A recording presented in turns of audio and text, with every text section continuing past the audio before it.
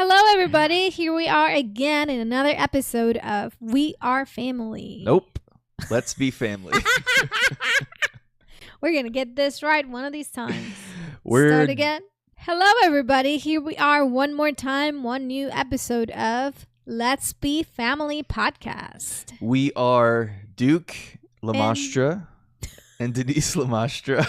Was that weird the way I did that? Yeah, it was weird the way you said like we had two different last names. But the camera change, it was like But. I'm Duke Lamastra and this is Denisse Lamastra. See? And we are the Lamastras. We are, if you don't know Just in us, case you were wondering. Yeah, if you don't know us, we are pastors. We are husband and wife. We celebrated recently 16 years of marriage. Marriage. And I think you're going to call it quits any day now. Are we calling it quits? Just I don't think we're going to call it quits. I haven't gotten tired of you. I haven't gotten tired of you either. No, It's pretty unbelievable that you still put up with me. I could say the same thing. 'Cause I have my what do you call them? My peeps and Your quirks. moments? My moments. Yeah. I think our marriage has gotten better over the years. I don't know about you, but I think it's gotten better over the years. I think we still laugh with each other as much as, if not more, than we used to laugh with each other.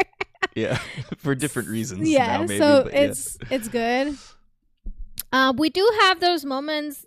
I mean, if we're honest, where we might fall into that roommate syndrome, and it just, I don't know. We can become very familiar with the fact that we're there, and it requires some intentionality to kind of like not let that be the state that we are in for too long. Yeah. Which I think that God has given us grace to be able to recognize it. Like either one of us will say something, or usually you. I'm trying to give you grace here. Thank you. I appreciate that. No, it's like 50-50. Yeah.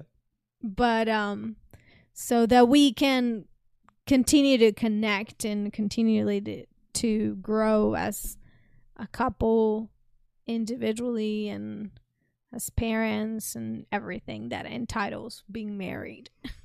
Yeah, you got to be intentional about Yeah. keeping the fire burning, keeping the flame going, right? Because it doesn't just... The way you said it was pretty interesting. Keeping the fire burning. Just like it doesn't necessarily happen all by itself. I mean, Yeah. sometimes it's extremely easy and other times it's just, you go through seasons. Like as you Yeah. said, where, especially for us in ministry and the fact that we both have jobs outside of the church and that sort of thing, it's like we can go through seasons, not all the time, but seasons where we get particularly busy, and sometimes there's like a ministry push, there's like a crunch point, and it might go on for a couple of weeks or something like that, and we can be working together on certain things, but not necessarily having a whole lot of just quality time. And if you don't realize it, like you can just kind of get used to that feeling of familiarity, like you said. Right. And then you start to realize, and this could happen in any relationship. It can happen in your relationship with God for sure. It can happen, for sure, husband and wife. It's like you realize, like, hold on, I feel distant from you. I feel like we're not connecting, like we're not sharing emotionally, like all this stuff. Yeah. Right. So being intentional about that is pretty huge. Yeah. I always say, like, so when it comes to, I think that our words, the words that we speak to each other are super important. And I'll hear people. This is something I say all the time. But like I'll hear people say, "Wow, I can't talk right." I'm like tongue-tied. What's happening over here? You know what I'm saying? I don't even know what kind of accent, voice that is. I have no idea. You'll see what I'm trying to. Would you love me if I you talk sounded like that? Sure. I mean, if I fell in love with you like that, probably. But what if it just changed like that all of a sudden? Well, I mean, if it's something that changes, now. Yeah. I mean, I wouldn't say you're stuck to it now, but I feel like it's if you love somebody, you love somebody, and especially if it's something that you don't have control over, like it's just, you know what I mean? Yeah. Yeah. If you love somebody, you love somebody. Sounds like a song. Yeah, maybe we should write a song. Maybe we should. But what I was going to say was, when, I'll hear people say things like, I don't say those things. I don't talk to my spouse the way that I used to because I don't feel the same way anymore. I don't. We used to write a lot of letters to each other and things like that. Just like things that would be, like romantic and that sort of thing. It's like, well, I don't do that anymore because I don't feel it anymore. I don't feel like it anymore. I don't feel it in my heart anymore. And people say things like, I fell out of love with that person. And I think that most of that is just like BS. I feel like, no, there's actually, I think in most cases, you should flip that around. And it's not that you don't do those things because you don't feel those things. I think there's a real aspect of it where it's more so you don't feel those things because you stop doing those things. Yeah. Does that make sense? Like we get the familiarity. I'm going to learn how to talk. The familiarity, I think, often comes first. And familiarity, there is this old quote, and I think it was by the English poet Chaucer. I'm just pulling this out of nowhere. Okay. Chaucer. Yeah. Because I have many leather-bound books, and my apartment smells of rich mahogany. All right, Kermit. If you know, you know. Yeah, but so the English poet Chaucer, he said, and it's possible I could be 100% pronouncing his name incorrectly because I don't know what I'm talking about. Let's get to the quote. I'm stalling to try to remember, make sure I say it right. Humiliarity breeds. Did I just say that wrong? Familiarity breeds. Humiliarity. Is that a new word? Yes, that's what I said. I mean, you do have to be humble in your marriage. Humility is important in your marriage. That most definitely. I swear. I don't know what's going on with my voice. It's like your brain is like trying to say something and your mouth is just not connecting with you. It is 12:31 in the morning at the time of recording this. Wow. So. Okay. I don't know why that always happens. We end up doing these super late. Well, tonight. Because we have family, we have work, we have ministry, and sometimes you have to find the time when you can do the things that you want to do. And sometimes it might just not be, during the day like normal people. Mm-hmm. You just find a time to do them. So when you're committed and when you're willing, this is what happens.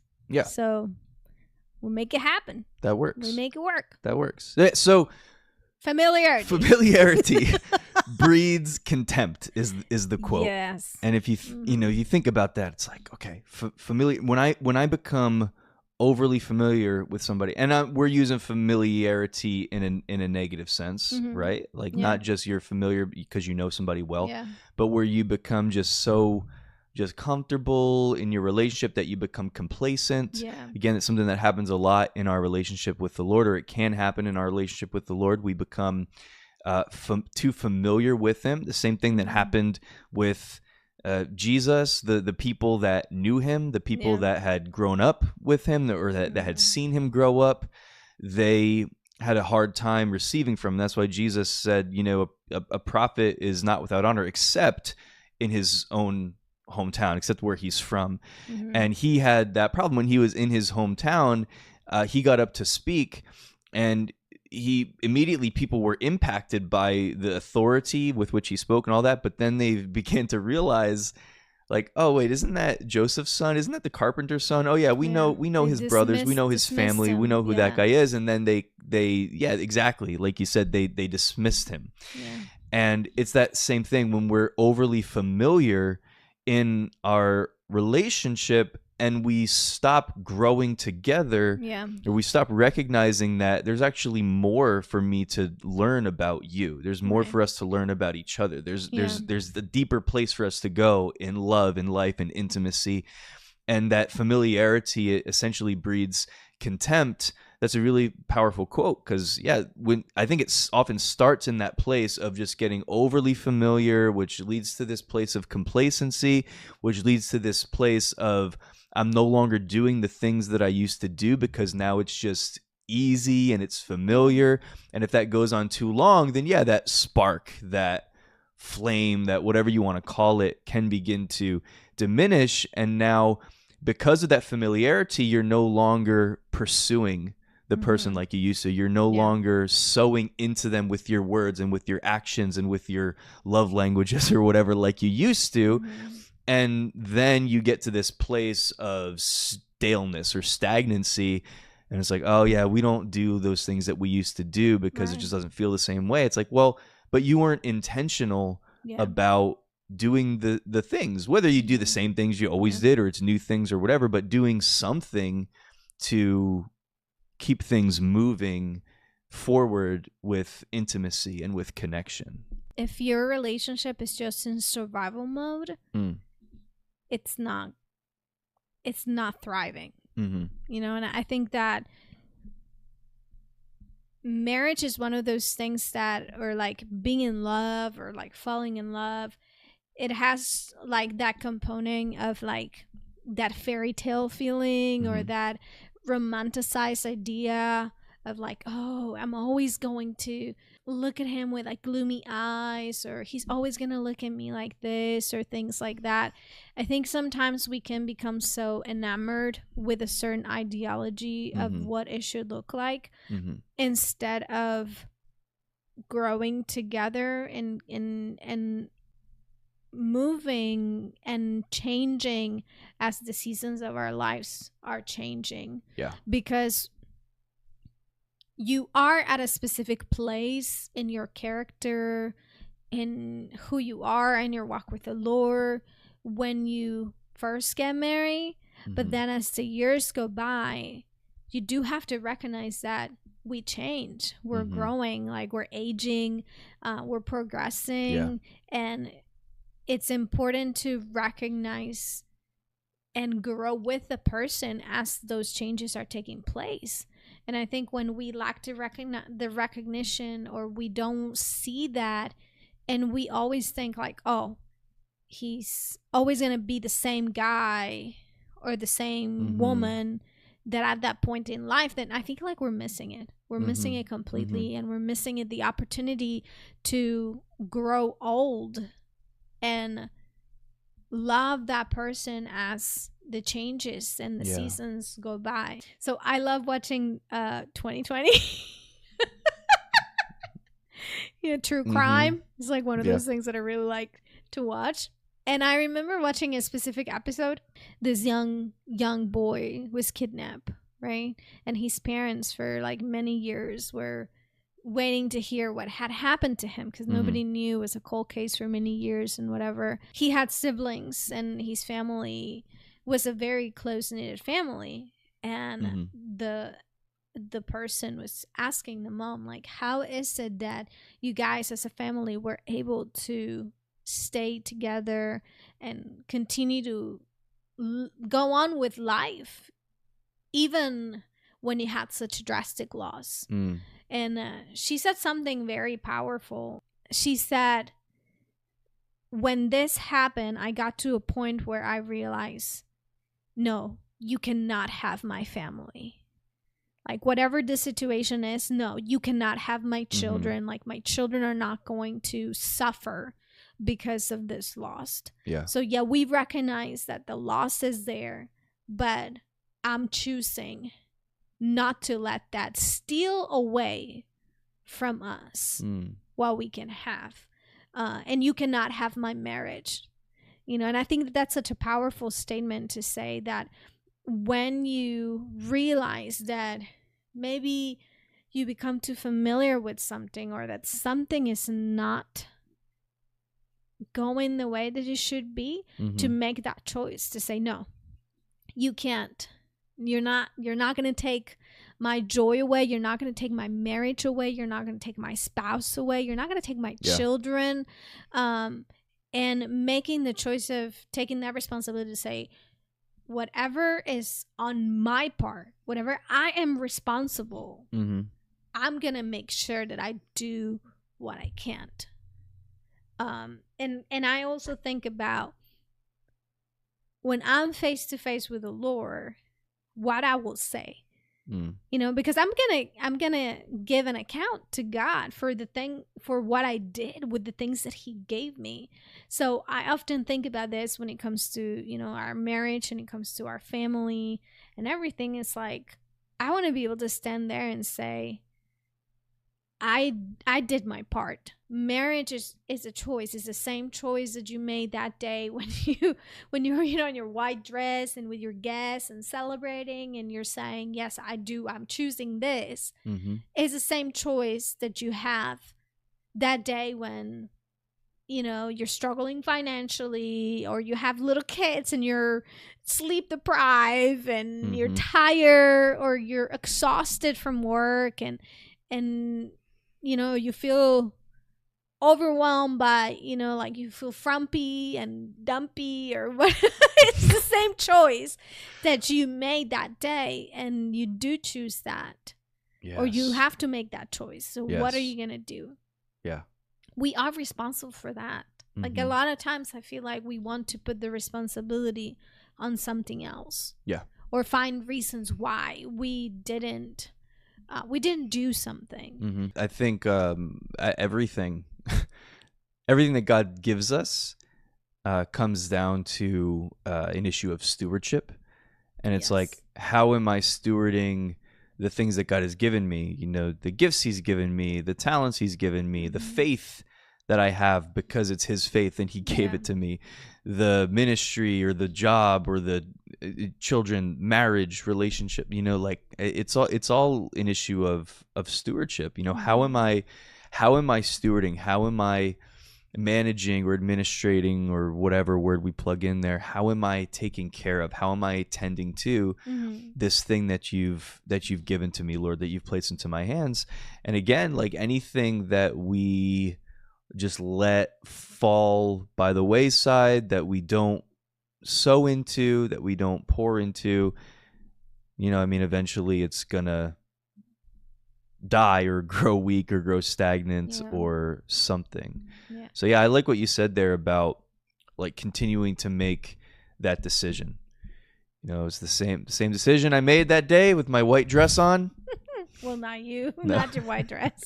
No, I didn't. With your suit or tuxedo. Yes. By all means, like, I'm not saying that it's perfect, and I'm not saying that choice is easy, because there are days where you don't feel like making that choice. Yeah, we don't do this well. We're just talking about it. Yeah, I've been, at times where, like, I remember when we were in Mexico and we were newlyweds, and we'll have arguments, like adjusting to just being, like doing life together, because you're two different people, that you have your choice, you have your likes, and you have to make room for that person to now become part of your life. Yeah. And you have to even make room for yourself to change as you are making room for that person to come into your life. And there's times where it just seems a lot easier to just walk away. It seems easy to just say, oh, I'm done. Like, I don't have to put up with this. And there's been times where I've said that, and God would confront me and say, like, are you sure about that? Yeah. Like, really? Is that really what you want? Yeah. It's important that we value that choice, and that we value the sacredness of that covenant, because it is an agreement. It's a covenant. It's to say, like, I'm cleaning my life to you. Yeah. It doesn't mean that we don't disagree. We're not always going to think the same, because we're two different people. And and it's important to look at marriage in a real way, and sometimes you have to look at your relationship with I want to use the phrase like cold-heartedly, you know, to recognize like, okay, where are we having trouble and why? Because things can be repaired, things can be fixed. It's never too late to not fix it. Yeah, and the fact that we're one, Yeah. like you and your spouse are one. So when you're facing a challenge, when you're facing an obstacle, and even if you disagree on how to handle it or how to move forward or whatever, it's so important to remember that you guys are one. So any challenge that you're having, it's a challenge that you're having together. It's not that because so easily we can think, oh, it's her fault or it's his fault, and it might be, but you're still one, and so that thing is a problem that you are facing together as a married couple. That gets difficult and challenging when, you know, one or the other is not really interested in fixing the problem. So there's got to be some give and take. There's got to be some willingness to work together in order for this to really work. But if husband and wife can recognize that together, that like we keep disagreeing on this thing, or we keep having this problem, we keep having this fight, we keep having this reoccurring problem, and we've got to be willing to set our pride or our need to be right or in control or whatever. Like, we've got to be willing to set that aside enough to say, let's come together and recognize that this problem that we're facing, it's actually, like, we could look at it as it's an attack on our marriage. Like, it's something that is against us. It's not you against me or me against you. There's a problem that we're having, and you are never my enemy. You are never, I should never be against you, and you should never be against me. We should be able to recognize together that, you know, somewhere along the line, we've got to be able to come into an agreement and tackle this problem together, tackle the problem head on. Even if that means like having to go to counseling, or if it means something like it's the willingness to do those things with something that you maybe can't seem to work through yourselves. So you say, well, like, let's get somebody that can help us. Like, sometimes those things are necessary, I think, whether, you know, counseling or speaking to somebody who can maybe mediate or whatever. But it's even that, particularly men get really prideful over stuff like that and say, no, like, I don't need any help. Like, I can handle this on my own, because we, generally speaking, we like to fix things. But there's like zero shame in recognizing that you need help. That's actually you two making a decision together to say, no, like, there's something going on in our marriage, and in order for us to get on the same page, maybe we need to talk to somebody or something like that. But it's the willingness to do what it takes to keep it strong, or to strengthen it, or to re-strengthen it. Sometimes you need like a sounding board. You know, sometimes you can fix it by like you individually maybe talking to somebody who's close friend of yours and knows the situation, or knows you and knows your spouse and can steer you in the right direction, you know. But sometimes, like you say, sometimes it needs to be a conversation that maybe you need to have with someone outside that can bring perspective, because maybe you're taking the issue personal. And like you say, you know, I think sometimes it's easy to think, or to allow the heat of the moment to make you think that you're against each other. And the enemy uses those little things. Like, those are little tricks that he'll try to use to destroy a marriage from within. And again, no marriage is perfect. And I think it's important to recognize that the most important thing that you can do as a spouse, or the best thing that you can do for your spouse, number one is always keep them before the Lord. It's always lifting them up in prayer and asking the Lord to show you how to care for your spouse in the way that he would care for them, recognizing like who they are in God. Because I think sometimes we can hear outside voices. Even, it could be a family member. It could be somebody that that can point out something about your spouse. And instead of pondering those things with the Spirit of God and being thoughtful about it, we can take that as a given, and we can leave our spouse in such a vulnerable place. And the reality is that, like you say, we are one. So I need to be the person that has his back. He has to be the one that has my back. And I know this sounds really cheesy, but like, it's together we are pushing forward. Together we are fighting for the dreams and the assignment that God has given us. And it's not that your vision is more important than my vision. It's that we together are going to push forward each other. Yes. And we can't let our kids get in the way. We can't let our parents get in the way. Like, it has to, at all costs, we have to defend each other and be there for each other. And that requires work. Mm-hmm. And it, there's times where you don't feel like doing that. Yeah. I mean, there's times where you're like, dude, you're on your own with that one. Like, I'm done. Mm-hmm. But it's because of love. So I keep going because this is what I committed to. Yeah. And I think that the enemy wants to destroy that so much, so much that it's, and again, those words, no, you cannot have this. You like, no, enemy, you cannot have my family. No, you cannot have my spouse. You cannot have my home. No, because no. Yes.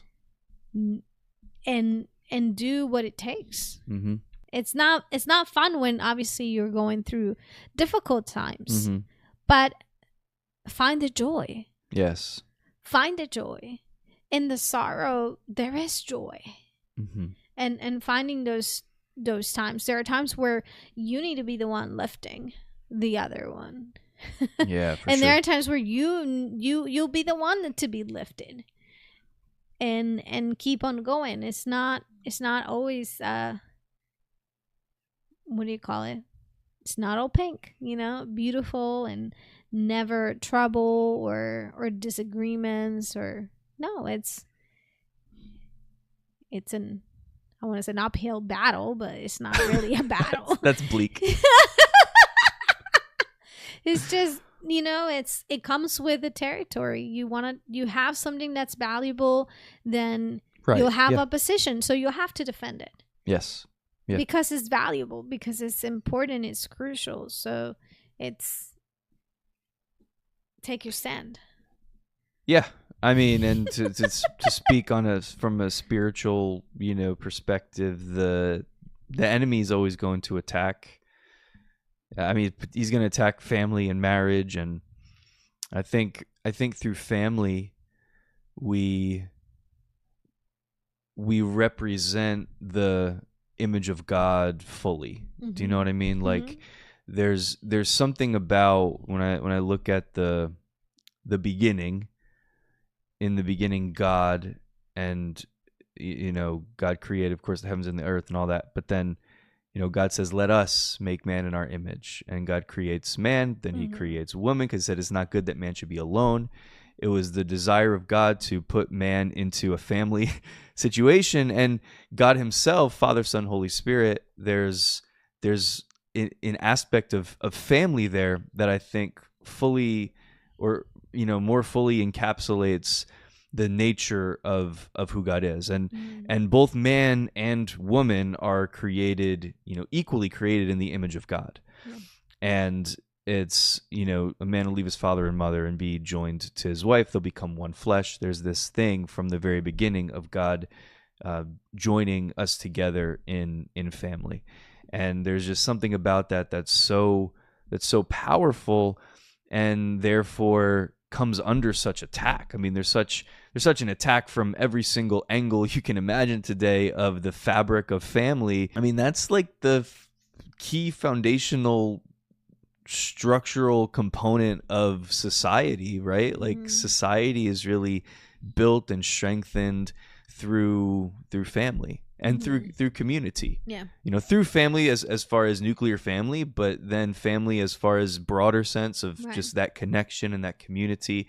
And that's where we're strong is when we have that community. I can't remember what psalm it is, but it says that God takes the lonely and he puts them in families. And it's just one of my favorite things that the Bible says. And it just gets right to the heart of the issue. It's the desire of God that we be in connection, that we be in family, that we're able to support each other, lift each other up. As you said, sometimes one of you is down and the other one needs to be there to lift that person up. And that's just the nature of who we are.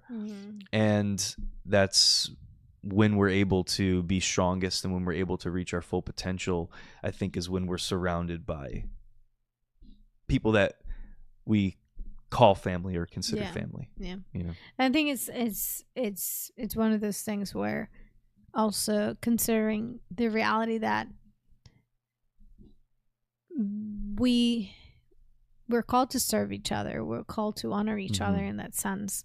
It's because I love you that I serve you, in the sense of, I want to know, how can I be an asset to you? How can I empower you? How can I help you to reach, everything you want? And I think if we become selfish or self-absorbed in our relationships or in our marriage, I think that's when we can lose sight of the other person very easily. Because then if we just look at inside of us, or I'm not getting this, I need this, and I'm lacking that, and not knowing even how to communicate it or how to talk. Sometimes we have to have hard or difficult conversations, and I don't know why sometimes it seems like we try to avoid them instead of tackling them. Oh yeah, because it's not fun. I mean, it's not fun. It's no, uncomfortable. Of course, it's uncomfortable. Yeah, but at the end of the day, I'd rather be uncomfortable for a moment and preserved our relationship than not be uncomfortable. You know what I mean? Like then like be walking on eggshells for the next 6 months or however long it's gonna take until, like, if I'm thinking like, oh, I'm just gonna do this and he's gonna catch a hint. Yeah. Like, no, he's not a genie. He's not gonna just magically. I can pray for him and I can ask the Lord to speak to him about what's bothering me. But at some point, I'm pretty sure that I need to have this conversation. And I need to be able to say it. And it's when we, like I said, we become self-centered, or we become unaware of the fact that, like, it's something that God really spoke to me before we got married, and even as we were dating and God was, dealing with things in my heart, was the reality of, like, what kind of spouse do I want to be? Like, what kind of wife am I going to be? What kind of mother am I going to be? Because it TV and movies and all that can really sell you this idea of, like, falling in love and like it's all perfect. But we are broken people. We're imperfect. And I had to recognize, like, I need to be prepared. I need to prepare myself. Mm-hmm. Because if I don't prepare myself, it's like the scripture says, you know, show yourself approved. Even in that, how do I show myself approved to be a good wife? How do I show myself approved to be a good mother? And now these things come in time as God leads you to that. But at the same time, there is that time of preparation where you have to intentionally make those choices to say, okay, I'm not going to do this for the sake of this. Right. And it's not that I can't do this. No, I could. I can be petty as I want. I can be as passive aggressive as I want. But what is going to be the outcome? I remember Angie Lewis, when we were doing our pastoral counseling, premarital counseling. And I remember when we were talking, you know, with her about some of the things that we were, you know, having trouble with, things that like we had to deal with when we were engaged. And I remember her saying to me, it's not that he doesn't know what you're thinking. Like, because, you know, again, people say I have no filter, so I will say things and I will just say it like blunt, whatever. And I can say, oh, I'm just being direct. Mm-hmm. And I remember in a certain season of our marriage or our relationship, how me being direct was causing more trouble than not. And I remember her saying to me, hey, Denisse, it's okay. Like, he knows how you feel about it, but he just doesn't want to be hearing it every day. Mm-hmm. Or he knows this is happening, but he doesn't want you to be the one saying it every single day. Yeah. Like, that, again, choice. Right. You have to choose and be led of God as you walk through those seasons where it seems like there's adjustment happening or there's change happening, and not just go through the motions, because it's so easy to go through the motions. Mm-hmm. And it's not our emotions. They're not going to show us a clear picture of actually where we are. Right. Yeah, that's true. You know, because I remember when we were dating and I was in Mexico and you were here in the States, and we had to be apart for a long period of time. That was hard. And I remember dates where I would wake up and I would feel like, how much longer? How much longer can I endure this? Yeah. Because missing you was getting to a point where I was feeling like, this is ridiculous. Mm-hmm. And it wasn't at nobody's fault. It was just, that was a season that we were living in. Yeah. And if it could have gone either way. Yeah. But we had that choice. And our communication suffered. The longer it went on, it suffered because for me, I was just like so sick of sending emails and just like, I was like, this is such nonsense. Like the fact that I have to do this to stay in touch. And I was just so frustrated by the distance and the separation that I was like, I don't want to do this anymore. Yeah. It's kind of like, if you've ever been fasting for a season of time. Have you ever been fasting for a season of time? Like we would do these like 21-day fasts and we haven't really done one of those in a while, but we would do these 21-day fasts where it would be the quote unquote Daniel fast where you'd be just eating like fruits and vegetables or whatever. Yeah. You can't eat anything that's actually tastes good. So by the time I'm like at like day 15, I'm just like, I'm not even going to eat anymore because I'm just tired of this stupid stuff. This stupid green stuff with skin on it that I have to eat all day long, and I eat it, and I'm hungry 20 minutes later, and I'm just tired of it. I'm just going to stop eating. Like, I'd be like frustrated with the food options that were there, that I would just be like, I'm gonna go to bed early, so I don't have to think about food. Yeah. And I'm gonna just not eat because I don't like the options that are in front of me. So it's avoidance. Avoidance. So so I would do that, like, which I think caused more frustration on your end because I didn't communicate that clearly and that sort of thing. And it was just like, I'm just so tired of doing it this way that I'm just gonna like stop doing it. And that's not the right response, but I'm just saying, like, that's kind of where I was, and it's just frustrating. Avoidance is never gonna take us anywhere. Yeah. It's actually gonna cost more difficulty or humiliarity. A bigger Did I use that word correctly? Humiliarity. That's interesting. We should add it to the dictionary. Yeah. I think also, when it comes to like, okay, let's say we have an argument or we fight about something. It's okay. Like, to think that you should never fight in your marriage, I think that's not true. And that's unrealistic, because you will have fights, you will have arguments, but it's learn how to do it in a way that you can still be friends at the end of the day, and that you can, you're either going to come to a resolution or not, and picking up like, is it really that important to fight about this or not? Yeah, it's one thing if you don't fight because you're resolving things quickly.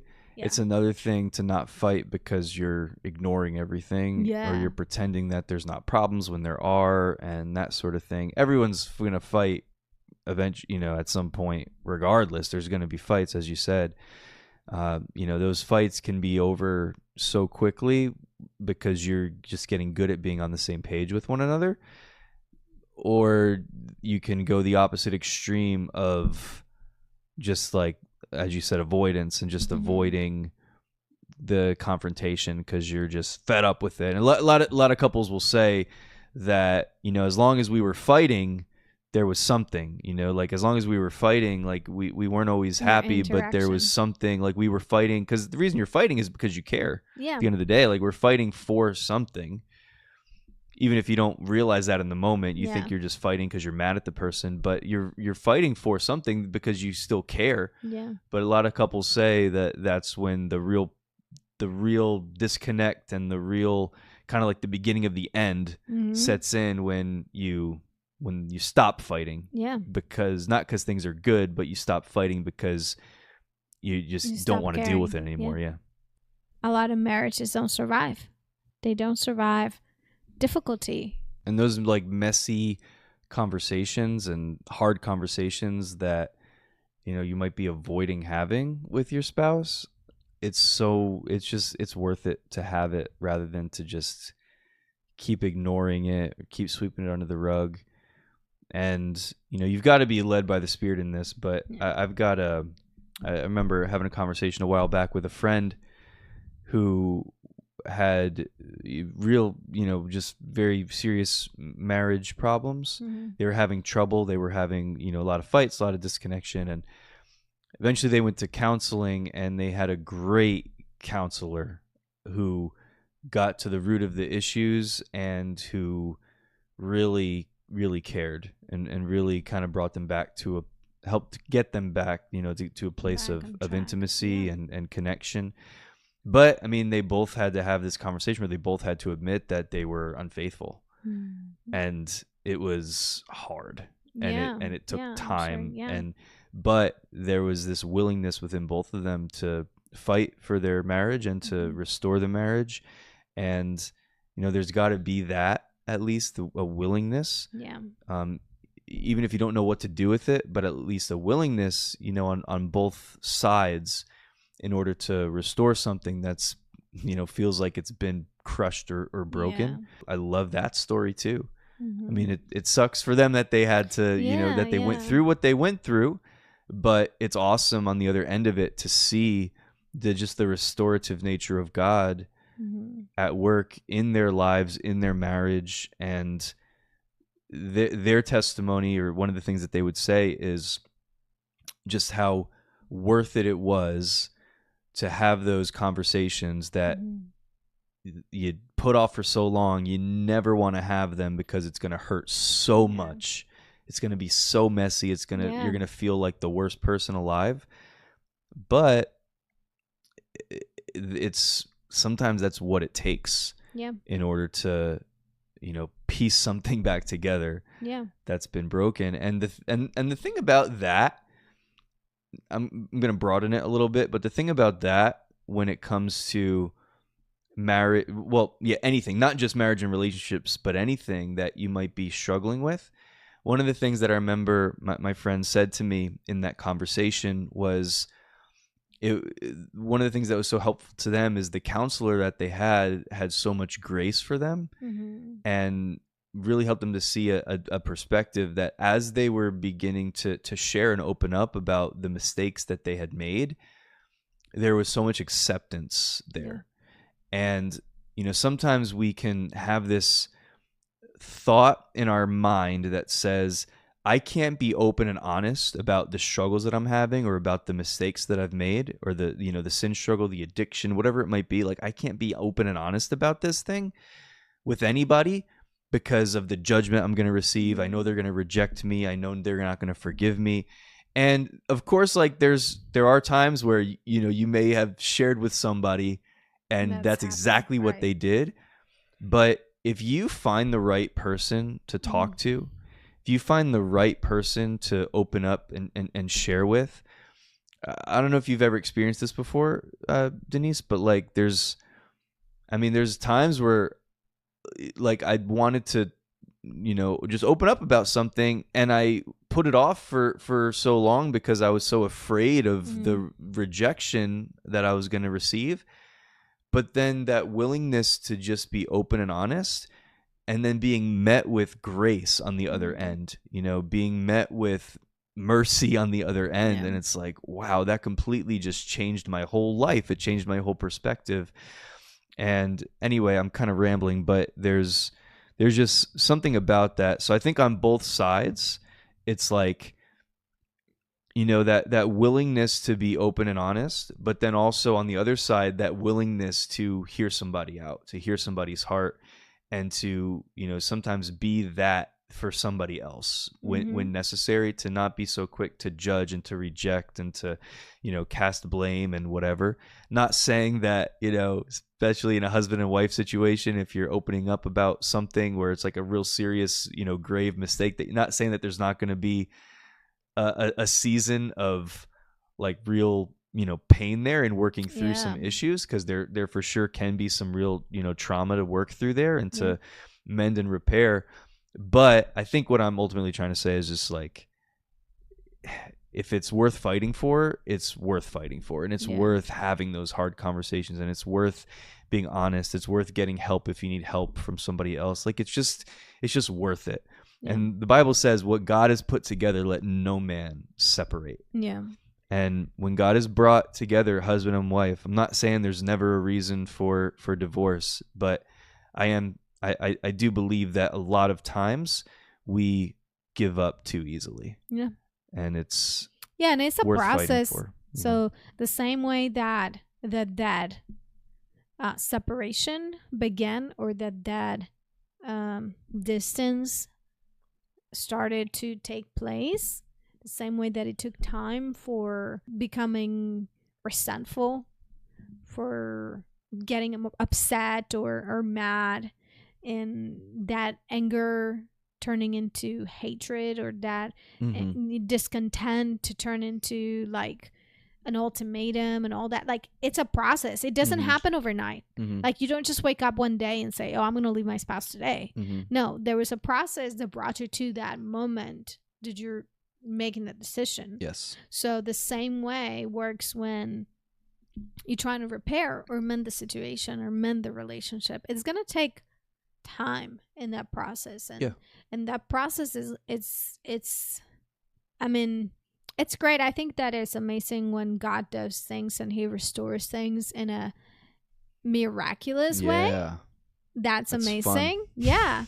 But at the same time, there is a healing process to walk through. And it's the willingness of both to give grace and walk in grace for the sake, like you said, of your marriage to thrive. So yay. Yeah. I don't know. I didn't mean to start like this conversation. It took us into very deep quick situation. Yeah, but so no, I wanted to ask you. So we've celebrated, a good number of anniversaries and stuff. Is there a particular like anniversary or an activity that we did on our anniversary that you say like, oh, that was the best? Like I really enjoyed it so far, because we obviously have more to come. But I'm just saying up to this point. Yeah. So, well, I was thinking about this recently, actually, because I know that, so like for us, for our anniversary, we haven't been into, I don't know that we've ever bought each other an anniversary gift. No, I don't think we've had. We always just, yeah, I mean, like we always just try to like go out and do something together. Yeah. So, I mean, there's been years where, money's been real tight and we just barely were able to like go out to dinner or something. Or, maybe somebody blessed us and sent us out. There's been times where we've just gone to do something fun, and where normally we would have our kids with us, but where it's just me and you. And I remember one time, probably maybe my favorite one, I don't know. I remember one time we went to a water park, just the two, just you and me. And it's weird to do that without our kids with us. But it was a lot of fun. And as you said, we were able to just kind of joke and laugh together and just be fun and silly and all that, Yeah. I really enjoyed that. Yeah. Yeah. So I was going to say, probably have like a couple, but like I remember one specific time that we went away and like we slept. Oh, like immediately, right? Yeah, like we left and we got to the hotel. We're such losers. What are we doing? And like, yeah, like it was funny because in my mind, I'm thinking like, oh yeah, like we were able to, I think it was like right after Josiah was born. And I just remember like, oh, we got to the hotel. I think we went to eat and whatever. And then we got to the room and we just like, we conked out and we slept. And it was amazing. Like it maybe, like, so, I don't know, maybe some people say like, what losers. They just went to sleep. I thought that was awesome. I was like, oh, this is the best anniversary ever. Just being able to sleep, and rest like together. I don't know. It's like in that episode of The Office where I don't know if you remember this, but where so Nellie from Florida, she comes back and she's like taking over. She's taking over the office, and Andy isn't there. Andy disappeared because he went down to Florida to try to get Aaron and disappeared for a while. And so Nellie comes up and she just like, Andy's desk was empty and he's the manager, so she just walked in and took over, and she basically starts setting herself up as the manager. And she starts trying to convince everybody that she's the manager. So she starts doing performance reviews and all this kind of stuff. And there's people in the office that are like fighting it because they're like we can't let. So in particular, Pam is like, she's not the manager. Like, we can't give in to these performance reviews because then it's like we're validating her craziness and saying that, but she kept giving people what they wanted. Yeah. And she'd be like, so Pam comes in and she's like, Pam, would you like a raise? And she's just, but then she's like, you know what, Pam, I know what you really want. And she's like, you're a mom of, I think, 2 kids at the time. And she's like, you really need a nap. And she lets her go in, and she lets her lay down on the floor. She gets her a pillow and a blanket, and shuts the light off. And she's like, "You're amazing, Pam. Just sleep." And then she's like, "I think you're a witch," because she's just like falling into. She's like, I can't say no to this. I really, really need this. I need it. Yeah. Sometimes you just need. Yeah. A nap. And then there's been times where like I've really enjoyed that. And I mean, this, people can have mixed emotions about it. But there's been times where like we've taken our kids with us for the day to celebrate, on our anniversary. Yeah. And I really enjoy having my kids, and I really enjoy like celebrating with them. It doesn't bother me to have my child with me. Yeah. It's their hours. Like, like they're a part of me. Yeah. And then we'll miss them. Like, you know, like yeah, we're like pretty having quick. fun. We start We're missing them having pretty quick. fun together and enjoying the day, you know, no kids, but I miss my kids. Yeah. Yeah. It's crazy. It's crazy. Yeah. They're good people. Good people. They're good kiddos. Or biased probably because they're ours, but yeah. Yeah. Yeah, but they're good people. Anyway. So we've been watching the Olympic trials. It's like the Olympics are coming up, starting soon. Paris 2024. Yeah. Watching it's gonna be cool. Olympic trials and that kind of thing. Yeah. So if you were an athlete and you were in that, like, you know, what would be the discipline that you would say, oh, I really would love to be a gymnast or a runner, or specifically Olympics? Is there a specific discipline Olympics? that you say, like, oh, I would love to, you know, if in a parallel universe I was not the hammer throw, because that definitely not bothers me. We've talked about yeah, that's one of those sports that you're not a big fan of it. I don't get it. I like the javelin and I like the long jump. Well, I don't know. I've always, I mean, I used to be a runner, so I'd probably have to put myself in the runner category. That's probably the only category that, like, I ever at any point in my life, like, if I would have, you know, devoted myself to it, I could have maybe, you know, gotten there. Yeah, definitely. I think running or athleticism. I bring this up sometimes because I underestimated myself, like, when I was in high school and I joined the track team. I joined the track team because, like, people kept telling me that I should join the track team. And I remember being in gym class and I had this gym teacher that I really liked, and we were doing, like, just timed running. I don't remember what we were doing. And she was like, I remember, you know, just this one day we were doing some kind of timed exercise, and she was like, man, like, you really got some wheels. Like, you need to join the track team. So then I was like, all right, I'll give it a shot. And then I joined the track team, and they put me on the B team because I had just started. And then literally by the end of the first practice, the B team was, like, annoyed with me because I was running too fast. And then they said, you got to go join the A team. So then I'm, like, on the A team for practices, but I'm, like, the bottom of the A team because I'm new and I didn't have the endurance yet, and I was still working. So, like, I was killing myself to stay, like, at the front of the pack because I never wanted to be at the back. I always wanted to be, like, running with the fastest kids. And so you had these kids that were, like, barely trying, and then I'm, like, giving everything that I had killing yourself to, like, just keep up because I had, I don't know, like, that pride thing or whatever. Like, I just wanted to be there. And so eventually throughout, you know, this season, I'm building up endurance and all that.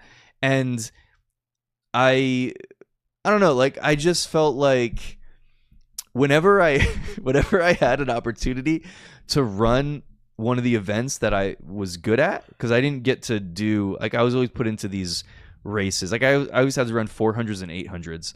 And I was okay at the 400. Distance, yeah. I was okay at the 400.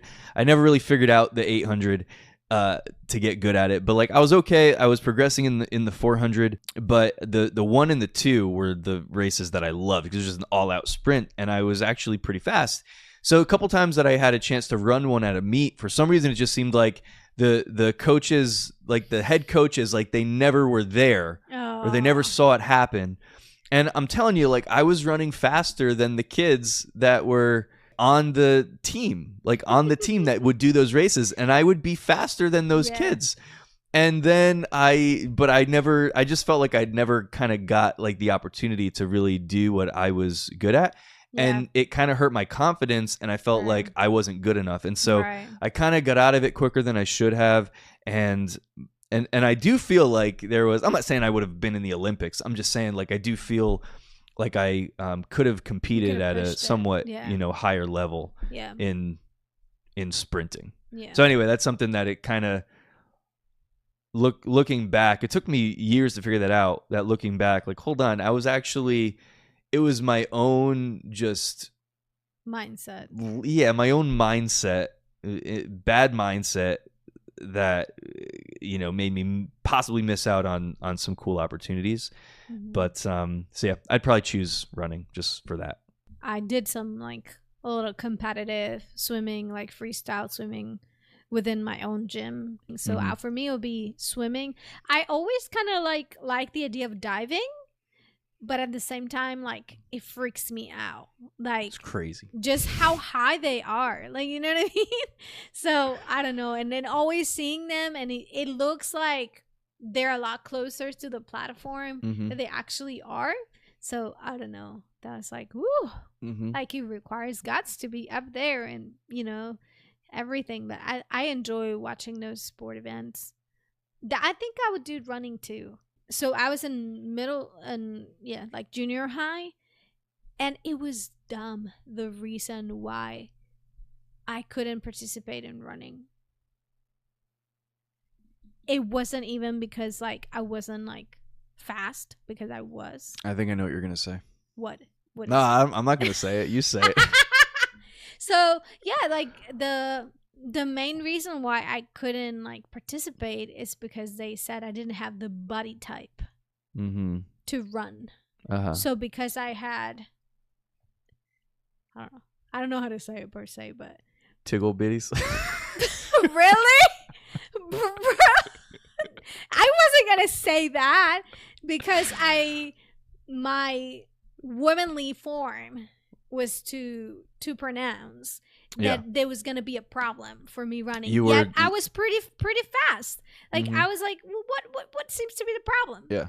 So that really like turned me away from running. Yeah.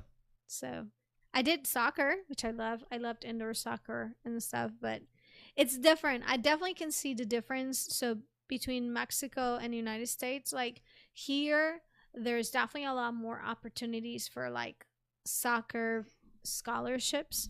In Mexico, there's really not scholarships for sports unless you are going to like a private school. If you're in a private school, you definitely have more chance of like sports scholarships and things like that. Yeah. And if you're not in a private school, you basically are like paying out of your pocket. Right. To do sports. And not everybody has that opportunity. So, and you have to be like really, really good, or you have to have the right connections, which I always thought that it was so dumb. I found that to be kind of like ridiculous. Yeah. That just because you don't know the right people, you will miss out on having the opportunity to use that. Yeah. So, but I love watching the Olympics. I love watching the World Cup. So is there any sport, there's so many events and disciplines in the Olympics now, but is there anything that's not an Olympic event that you think should be? You have any thoughts? Like I was thinking, I don't think, and this is probably going to make somebody mad, I don't think golf should be in the Olympics. Well, that wasn't the question.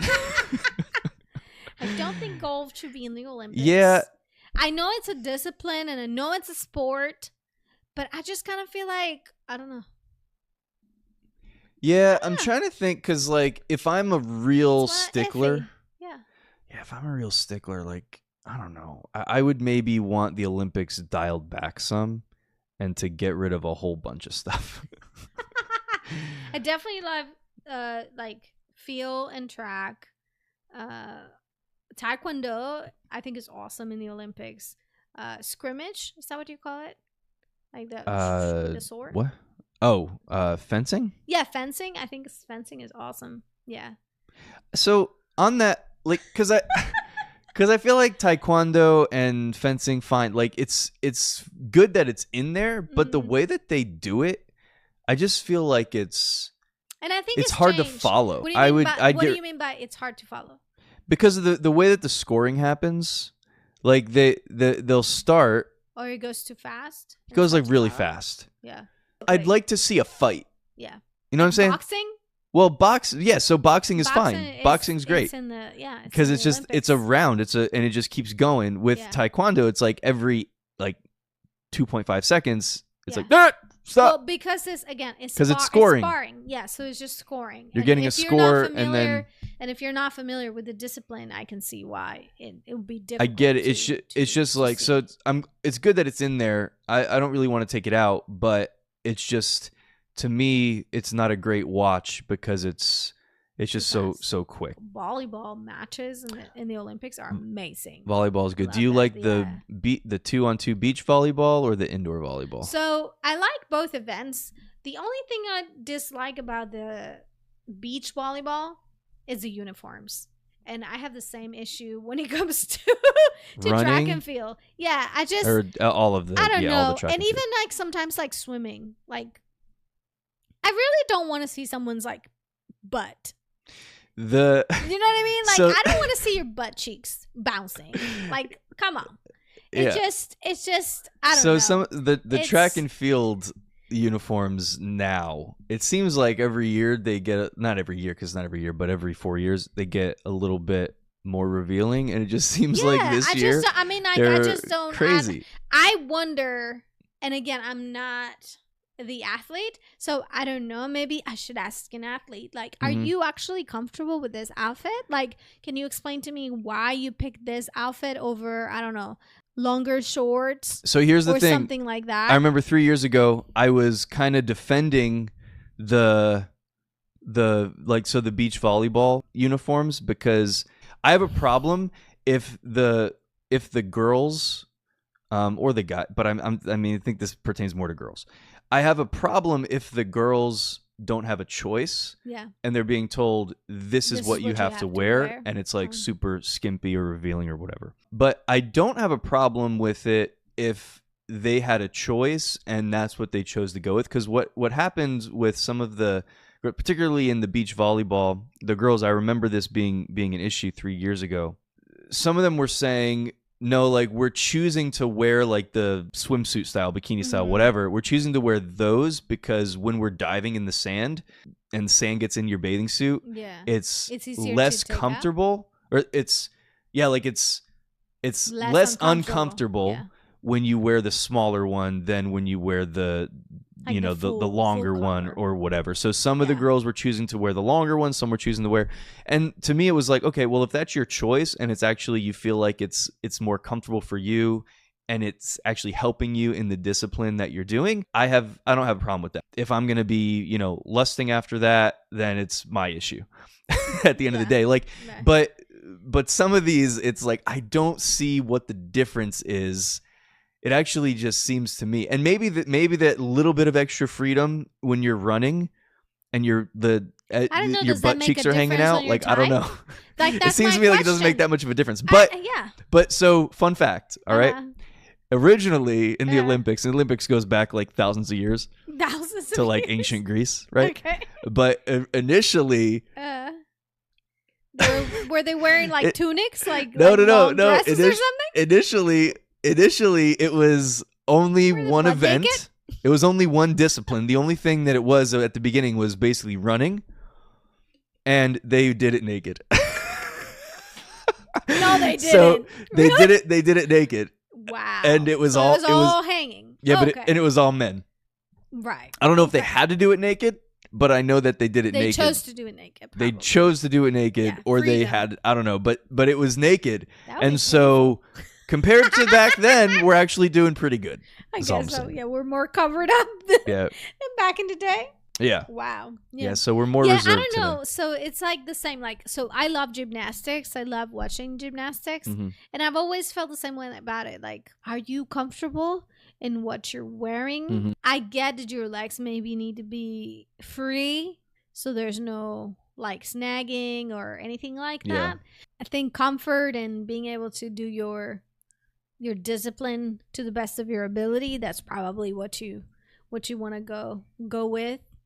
So I think I think at some point boxing was removed from the Olympics because of safety, because boxing is one of those disciplines that, like, I mean, talking about concussions and different things. So because of that, because of the risk, was an elevated risk, they had considered like removing it. Then I remember like wrestling. I don't know if I've seen wrestling in a while. Yeah, I've never been a fan of like yeah. real wrestling. Yeah. Yeah. I don't know. It's great. It's probably, I think it's like the hardest sport there is. I think it's one of the hardest things that you can do, and takes the most out of you. discipline and takes the most training. And it's, it's a great sport. I've just never cared at all. Weightlifting is one of those sports too, where I'm like, yeah, it's cool, I guess, see somebody like lift like really heavy weights, but at the same time, it's like, oh, okay, I don't know, where do we go from here? where are we going from here? Yeah. I found it was interesting. We were watching the trials, and you said the hammer throw, the discus and the javelin and the hammer throw. I don't know. I'd get rid of all those if I could. I'm so sorry to the people that do them and that's their thing. I think it's great. I don't know. I would rather have tug of war in the Olympics. Do you think tug of war could be in the Olympics? Whoa. Yep. I think it's kind of cool they have breakdancing now. Even though, but it is like a worldwide thing now, and it wasn't always like that, and so it kind of makes sense. Bolting, I was really excited when I heard that they were going to put bolting as a Olympic event, like it's like rock climbing, but you have to do like it bouldering. Yeah, but they call it bouldering, or what do they call it? I thought it was bolting, but it could be wrong. It could be. It's like fast though, right? Yeah. You have to do it in a specific like speed. And it's like you're literally like competing next to somebody. So yeah, that's to fun. me I think that's cool because it's like, that's fun. I haven't seen. Yeah, I'm excited to see what that's like. Yeah, so in the Olympics. That was cool. They're adding in 4 years. They're adding flag football. Oh, you know what? What's cool? Bowling. I always forget that there's bowling. I don't think there is. Not this year. But I remember being like in the Olympics at some point. That's one of those. Do you think bowling should be in the Olympics? I don't know if it is or not. Do you think it should be? They have ping pong. Ping pong. They have ping pong. They have badminton. I don't get badminton. I don't understand. Badminton's like when you're at a picnic, you play that. Was it 4 years ago maybe that they added the one where it's like soccer but with a ping pong table, and you only use your feet. Soccer with what? You don't remember? Yeah. What is that? Yeah. So bowling has been official world game. Is it Olympics? Yeah. Summer Olympics. So if you put bowling in the Olympics, you've got to put golf in, don't you think? Not anymore. Yeah, I didn't think bowling was in. So it's in the Special Olympics, but not in the regular Bowling is in the Special Olympics? I don't know. I feel like maybe it's a Mandela effect, but I feel like at some point I saw bowling in the Olympics. Yeah, I don't know. I didn't think it was, but maybe it was at some point. Like league. I don't know. Ping pong is cool. I actually like watching ping pong for a little bit. Yes, I can watch it. Or table tennis. I think that's the politically correct way to say it. Baseball and softball are actually removed from the 2024 Olympics, so they will not be. Yeah, that's annoying. I think they definitely should be in there. I think the problem with softball was that there wasn't enough worldwide participation to bring it in. And then I think with baseball, people got mad because America and Japan dominate everybody else. Oh, yeah? So listen, it says, which Olympic sports have been discontinued? So prior to World War II, included 8 sports that have since been discontinued. Basket pelota. What? Cricket. Basket what? Basket pelota. What is that? I don't know. Oh, you're just reading? Okay. I'm reading. Cricket or croquet? Cricket's not in the Olympics anymore? No. Huh. Cricket should be. I don't know about this year, but it says that since prior to 2000, the World War II. I'm sorry, I'm having a tongue twister. Polo. I think polo is in the Olympics. Polo's not. Water polo is, but polo, like with the horses, is not. Rackets. I don't know what that is. Would that be racquetball? I don't know, but racquetball is amazing. Roquet? ROQUE? ROQ. Tug of war at some point. Yeah? This is the Olympics. Bring it, baby. Come on. And let's bring it back. Motorsports.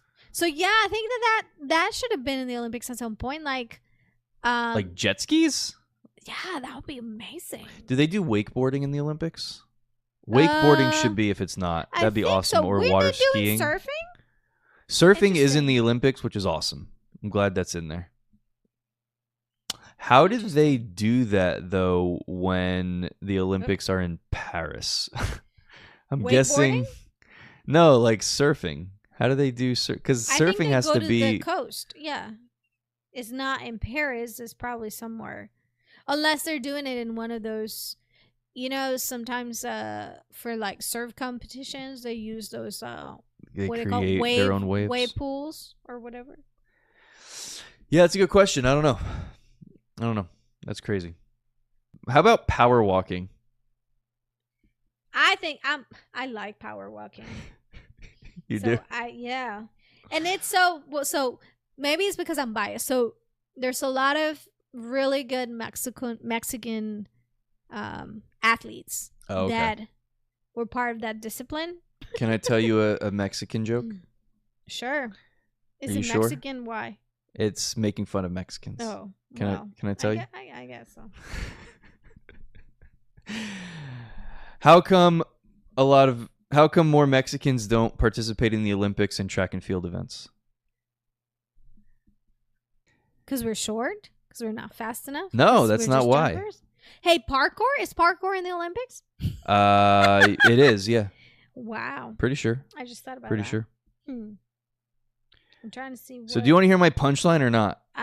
Not really, but go ahead. How dare you? Well, I'm not going to do it if you're not into it because I'm not going to make fun of Mexicans without your permission. What?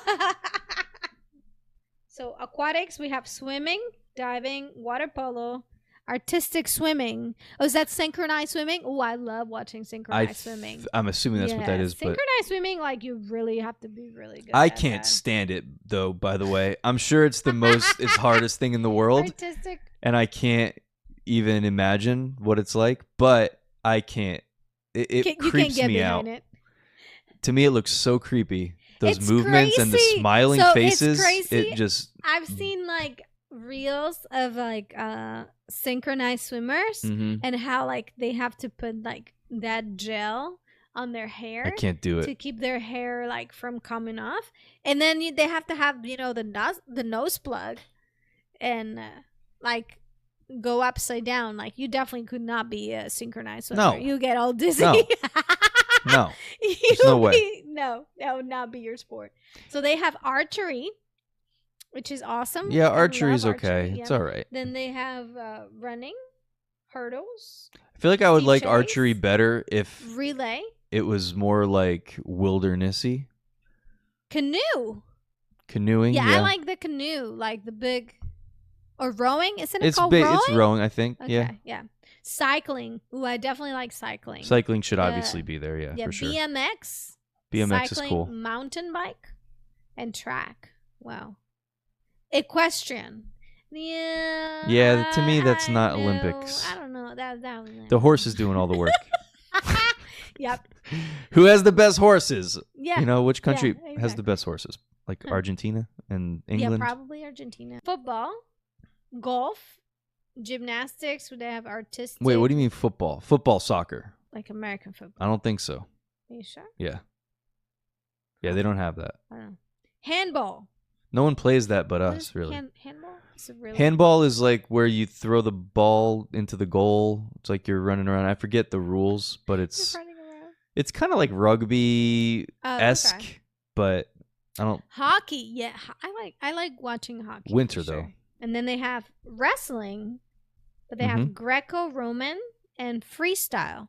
Okay. So wrestling, freestyle, what is that? Is that like UFC freestyle? No, it's not UFC. I forget. UFC. Do you think UFC should be in the Olympics?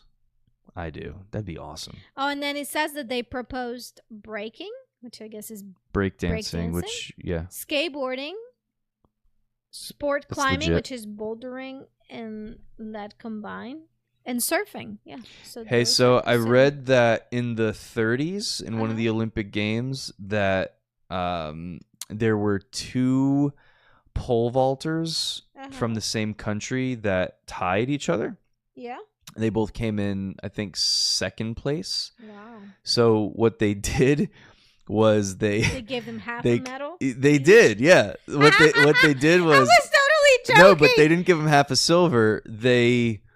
So I think the idea, if I'm understanding this correctly, so somebody won gold, and then two people tied for second place, so there was no bronze, there was no third place. So what they did was, rather than giving two silver medals, they gave each one a half of a gold and half of a bronze, and they fused them together.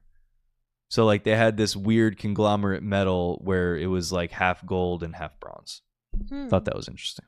Oh, to answer your question about surfing, so surfing is obviously not going to take place in Paris, okay, but it will be taking place 9,000 miles from the French capital in Teahupo. I think that's how you pronounce it. Probably with a French accent.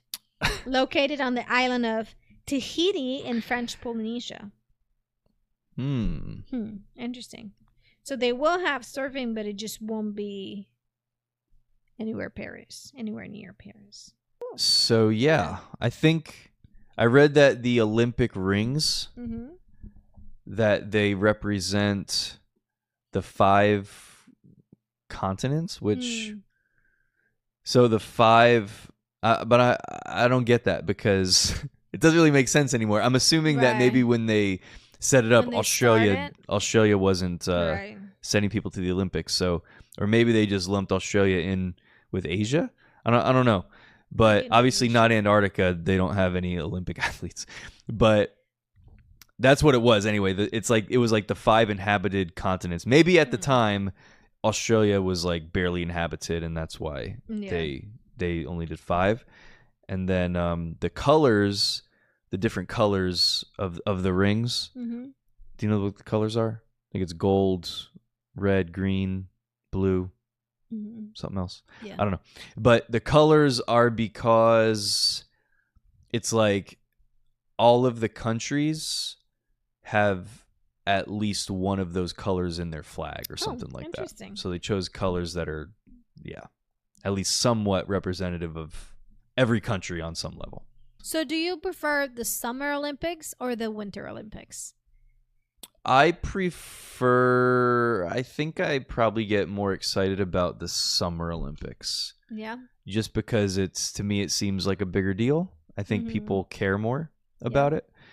And the Winter Olympic, but there are certain aspects of the Winter Olympics that I love, that I absolutely love. Yeah, I think there's maybe like a few more disciplines in the Winter Olympics that I enjoy watching more than the Summer Olympics, but like curling? I like both. Like curling? Curling's definitely not. That's not one of them. Yeah, like I love I don't know. Snowboarding is like probably my favorite. All favorite across the board with all Olympics is probably my favorite thing to watch. Yeah. So like the half pipe and big fan. We've been watching track and field, and we've been hearing about how some athletes will win or will qualify, or they'll be in the top, but because they don't have the Olympic standard, that still means that they won't be able to go to the Olympics. Like, I find that like crazy. Like, what? I don't know. How do they acquire that?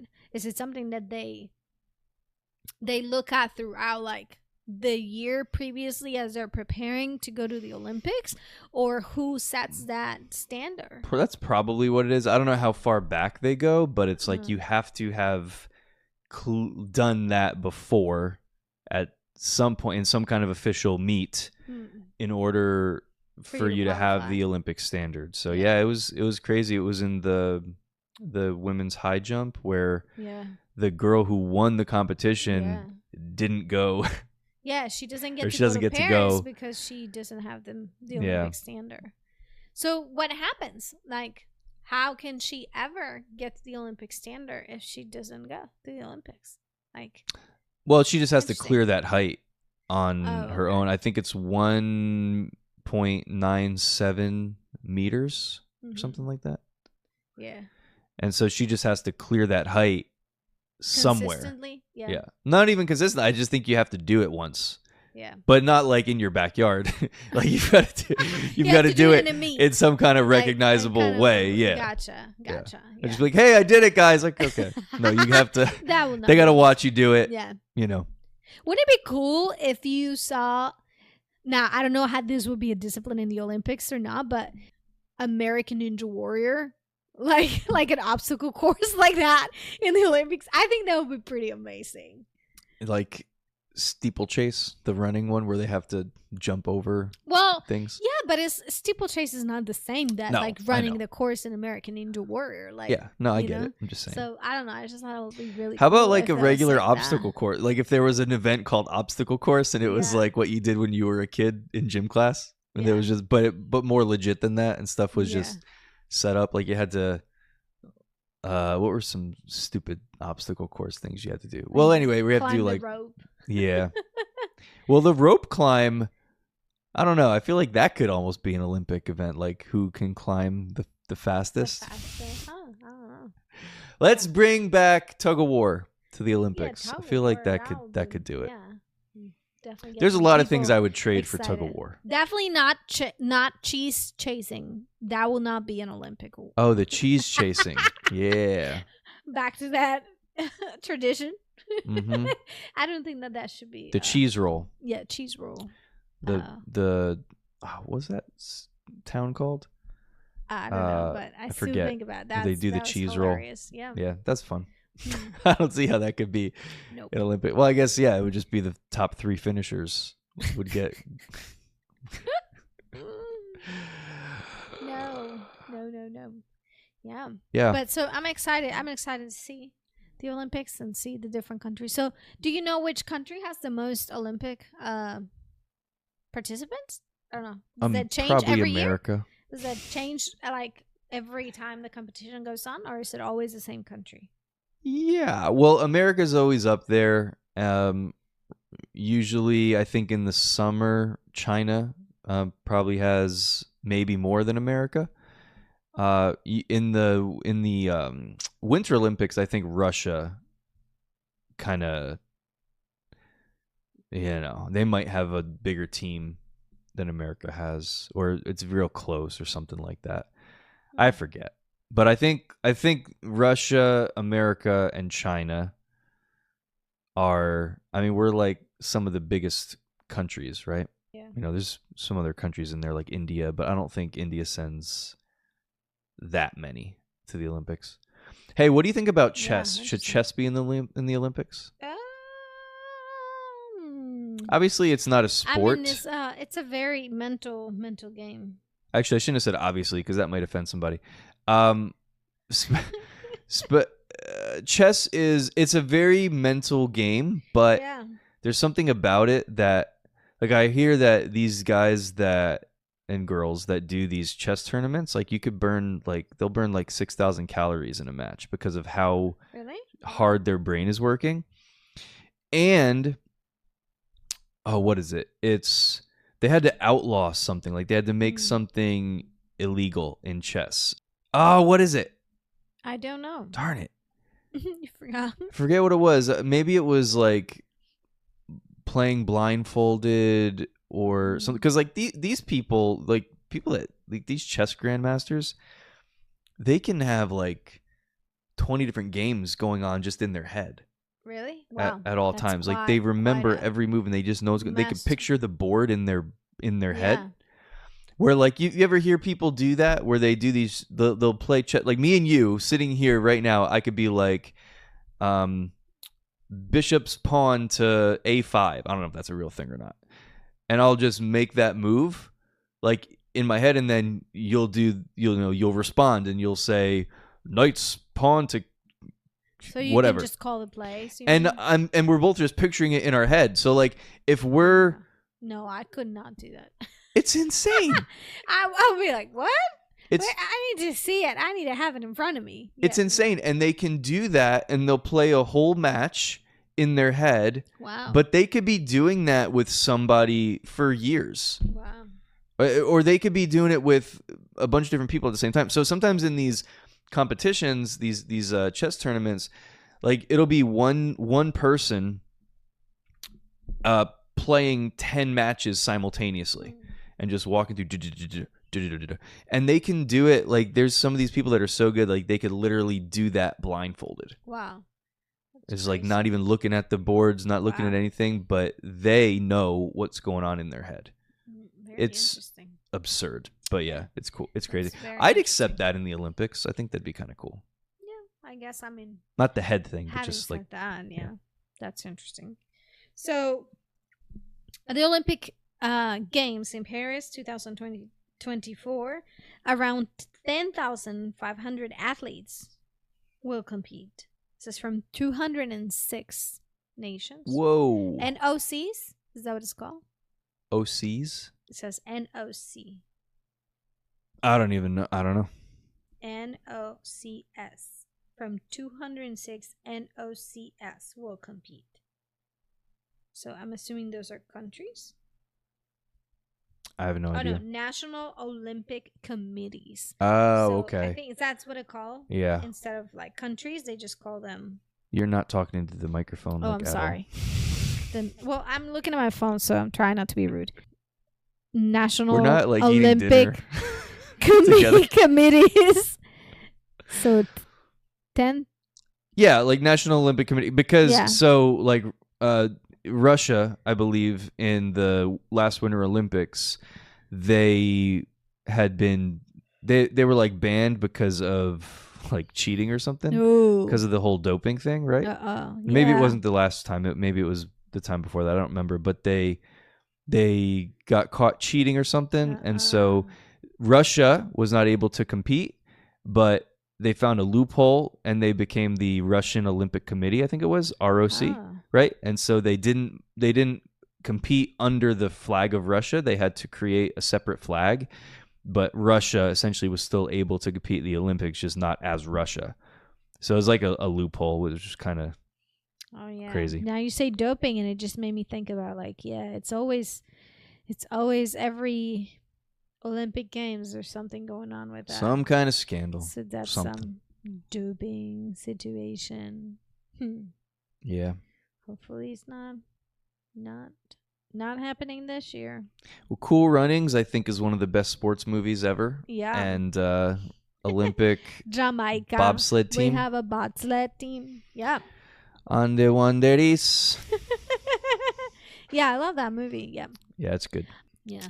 And I definitely seeing the athletes, like, it's definitely a testament to like perseverance and discipline and hard work, because you definitely have to have, you definitely need love for the sport.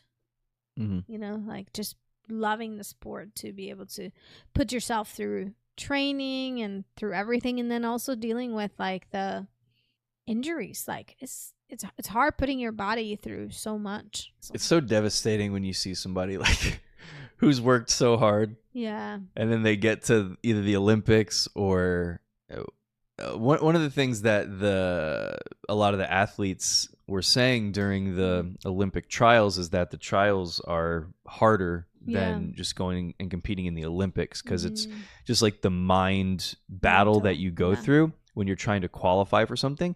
And it's crazy because you might be the best in the world, or you might be the best in your nation, and if you don't compete well that day, you might be staying home. And it's crazy. And to see people throughout the trials who like had trained so hard and were having such a great year, who was having such a great past 3 years, really, because the last Olympics was 3 years ago, not 4 years ago, but who had trained so hard and worked up to it, and they were the favorite, and then they tripped or they had a bad start or whatever.